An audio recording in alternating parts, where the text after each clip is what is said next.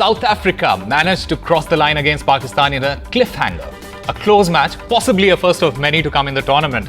South Africa beat Pakistan by 1 wicket in what seemed like an easy one at one point of time for the Proteas, but the Pakistan bowlers got their team back into the match and almost turned their campaign around. Well, that wasn't a B, which basically means that South Africa goes top of the table ahead of India with one extra match played. But in that win, did South Africa expose their weakness? In the other big encounter of Australia, that Australia are hammering New Zealand. As of now, they are 322 for 5. Warner, he missed out on a century, while Travis Head, who is making his return, hit a 59-ball century. A win for Australia here will strengthen their chances of reaching the semis, while it might put New Zealand on a sticky ground. It is also the big one tomorrow. India takes on England. A confident India takes on a dilapidated England, while India would do everything to go back to the top of the table, while England, after so much criticism, would want to prove a point. That match will happen in Lucknow tomorrow at 2 p.m. If you look at the points table, this is what you will see. South Africa, with after playing 6 matches and winning 5 of those and a better net run rate, are sitting at the top of the table. India, with 1 less match played, are second with the same number of points, followed by New Zealand and Australia. The match that is happening right now is between Australia and New Zealand, and Australia is in a stronger situation in that particular match. That match is crucial for both the teams to decide who stays in the top 4 and consolidate their position. Pakistan, with that loss last night, moved down to the 6th position with only 2 wins, followed by Afghanistan, who have 2 wins with 1 less match played. That is going to be interesting in the context of the fight for the last position for the semi-finals. Bangladesh, England, Netherlands, all with 2 points, sit at the bottom of the table. And to talk about all of that, we are joined by Prakash Wakankar, BBC commentator, Rajiv Seth, former cricketer, Saji Chako, consulting editor, Blitz India, and senior sports journalist. We are also joined by Gursharan Singh, former cricketer. Gentlemen, welcome to the show. Let me start by talking about that South Africa victory last night. South Africa might have won, but Prakash Wakankar, have they exposed their vulnerability while chasing? Well, it's a vulnerability that's been well known over the last particularly several months. If you look at the record books, it'll show you now, I think, from memory, out of 11 matches that they have won, 9 have been won batting first. And yesterday was the first time they went to 10 matches won batting second. So only once have they done that. They lost to Netherlands, remember? Yeah. So this is a challenge. Batting second, some teams take more pressure. South Africa certainly have had that problem in the past. But I think yesterday's win, howsoever slender, and some would call it a little bit lucky, I think is going to help them. They will make them stronger as they go to the business end of the tournament. Rajiv said South Africa will be playing against India, and interestingly, India have won all their matches chasing so far. How would the team management basically look at this match, and what would they be thinking after what transpired last night? See, first of all, Sama, I feel South Africa of this World Cup is very, very dangerous side. I mean, they've actually set the trend of 400s, on board.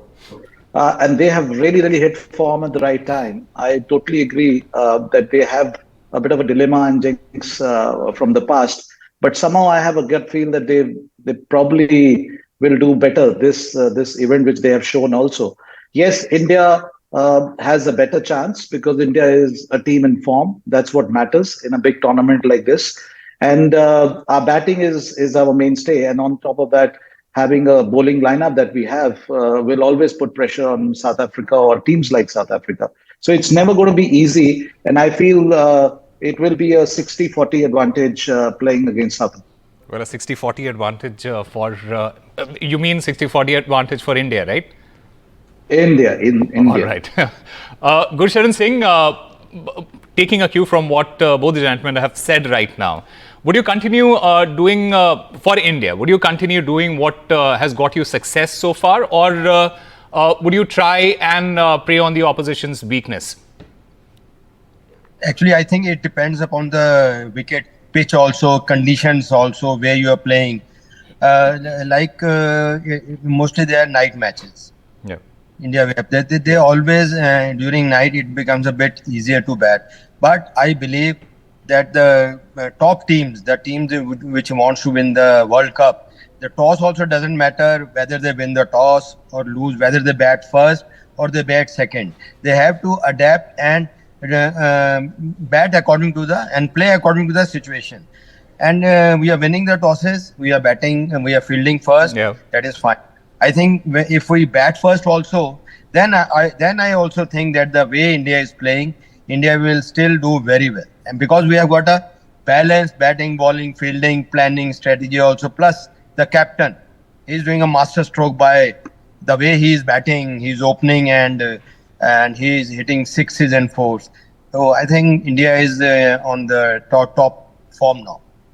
Well, Saji Chakum, Prakash Wakankar mentioned about this victory and how it might boost South Africa's confidence. Do you think it is going to work in favor of South Africa? Because historically, when you talk about that team, they have been termed chokers, and to come down to a pressure match last night, that would give them some sense of confidence, and it would give them the belief that, yes, they can get over the line in crunch situations.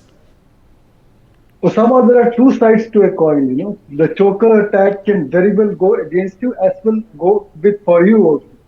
South Africa is like the eternal choking team. We all know that. It's a proven fact. Yesterday, they just defied that logic a bit by saying, look, we don't choke all the time.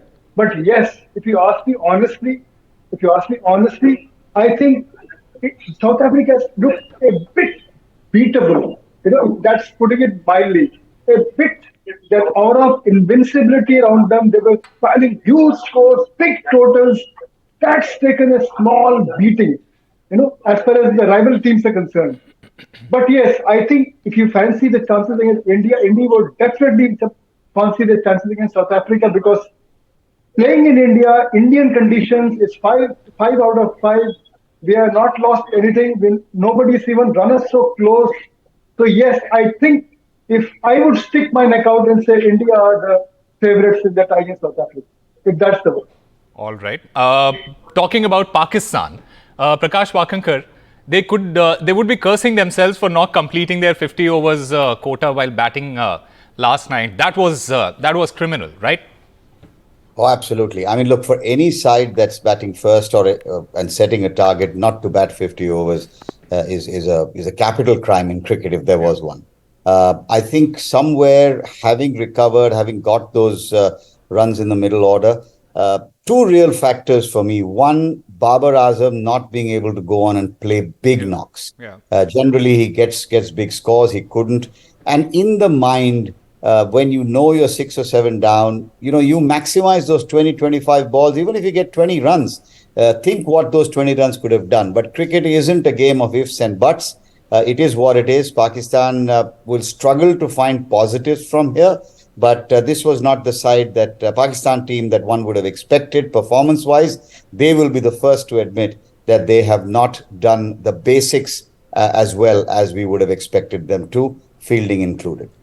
Right. Saji Chakwe, is it also to do with Babar Azam's captaincy? And everyone's asking this question, and it has been trending everywhere.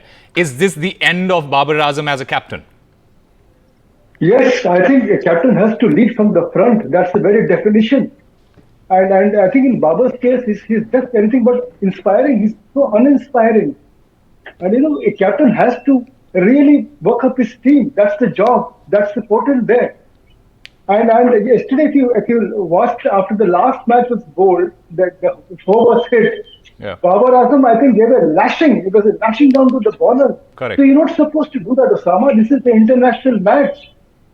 And all the Pakistan captains, I must say here very clearly, let's not get into the Imran Khan era. He was a legend. You all know what sort of a captain, what an inspiring figure Imran was. But from Imran to Babar Azam, Pakistan cricket has been a cascade. I'm sorry to say, I have no one to point fingers because That's Pakistan's internal business. Is that how they show up is their own problem.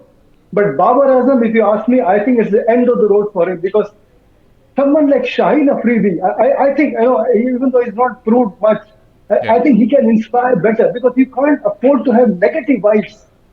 I think that's my objection against Babar Azam. I mean, he was latching out against the bowler, and that was caught across, and people had trolled on that. You're not supposed to get into that so early in the match.